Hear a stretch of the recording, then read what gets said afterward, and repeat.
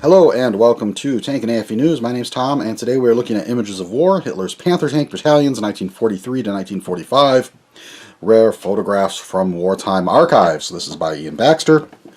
Of course, this series is published by Pen and Sword. This is a soft cover. Retails for $22.95 in the United States and $14.99 in the United Kingdom. So, what do we have here? Well, if you're familiar with the Images of War series, this is very much follows the pattern that's been established in that series.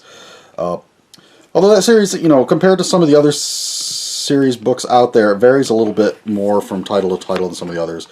So this one is, let's look at the pages, 123 pages. The page count on these books does vary a bit from title to title. So what is this one? Obviously, well, it's lots of pictures of Panther tanks. So if you are interested in the Panther and you want to look at pictures of Panthers, this one is... it's not a bad choice, and it's going to be mostly pictures of the tanks in use. This is not a Panzer Rec style book, so it's not taken from Allied archives, as they went through taking pictures of destroyed vehicles after the war. These are more tanks, mostly I would assume taken from German sources as they were in service. So, contents.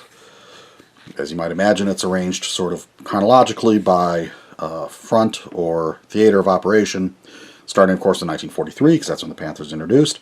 Eastern Front battles, Italian warfare, then Eastern Front 44, last year of the war 44-45, and then appendices, which you got tank specifications and Panther variants, and composition of typical Panzer Reconnaissance Grenadier Battalion.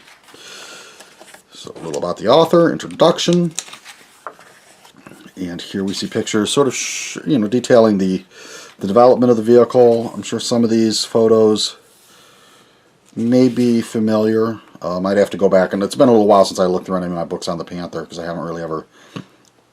it's been a long time since I did a video on that specific tank, so I haven't refreshed my memory, so I don't know of these pictures, how rare they are or not. The quality on some of these pictures is not fantastic, but I'm assuming that's the fault of the original source photos. Usually photo reproduction within these Images of War books is quite good. Like I say, just obviously 1940s photography, a lot of these photos were not taken by professionals. Obviously it's just guys with cameras, so quality will vary. Eastern Front battles. The text itself is pretty basic, just a few pages for each theater, so it doesn't get into super amount of detail or depth. But enough to give somebody a general understanding of the history of the Panther when it was introduced and all that kind of stuff. So here we have pictures of in the East. We'll skip ahead a little bit.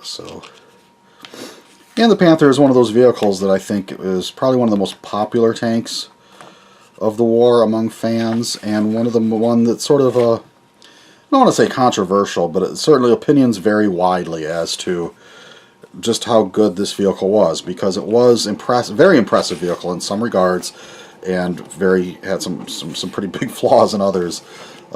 So you can have a discussion over whether or not this was the right choice for Germany at that point in the war. Honestly, I don't think by 1943 it really mattered what kind of tanks they were making anymore. The war was pretty much lost. But that aside, now this section on Italy, there was one thing in here that just sort of really confused me. This right here, where it says the Panther was regarded as particularly formidable in defense. Its turret consisted of the standard Panther turret with a 7.5 centimeter gun, which was sometimes upgraded to 8.8 centimeter, mounted on the top of a rectangle box or embedded in concrete and dug into the ground. I don't know where they got the bit about the 88 being mounted in the Panther turrets that were static mounted. And I actually ran that past a few other people that are pretty knowledgeable, and they're all like, we never heard of that. And I went through my Panzer Tracks book about those, and I forget the German term, but the Panther turrets that were mounted as part of static defenses, and never heard about an 88 being put in there. And it's a very strange claim, because they never put the 88 gun into that turret for the tank itself. Why would they bother taking the time and energy to develop it just for the static defense turrets? So that really, I don't know where that came from. So, as I read this book, that was the one thing that jumped out at me, like, what? I'd like to see a picture or confirmation of that. And if I'm wrong, I would be very interested in seeing any material. proving it and would gladly eat my words, because that would be something I did not know, but I'm going to say that I don't believe it. So here we have pictures in Italy, so we'll skip ahead to Eastern Front. Let's see, 1, 2, 3, 3 pages of description, and then the photos. So here we see sort of interesting one of them trying to get Panthers off of a train.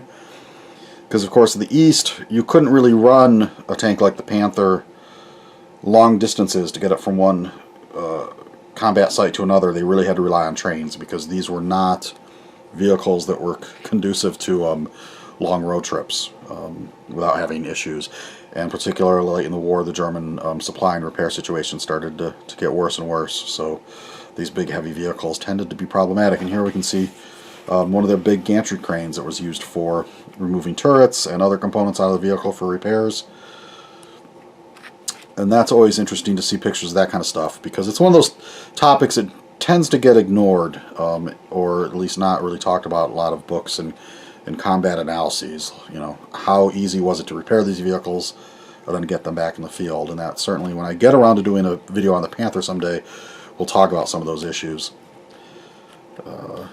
Here we get to the end of the war. So, you know, I don't think this review needs to be very long. I think people sort of get the idea. If you want pictures of Panther tanks, this is not a bad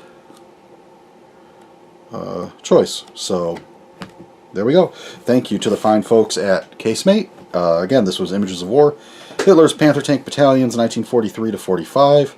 Lots of pictures of Panthers. You know, as far as the title, this is not a super detailed history of the battalions themselves, so I'm not sure the title is necessarily the most accurate as far as describing the rest of the book. But, you know, having said that, like I said, lots of nice pictures of Panther tanks. Alright, thank you much, and we'll catch you on the next one.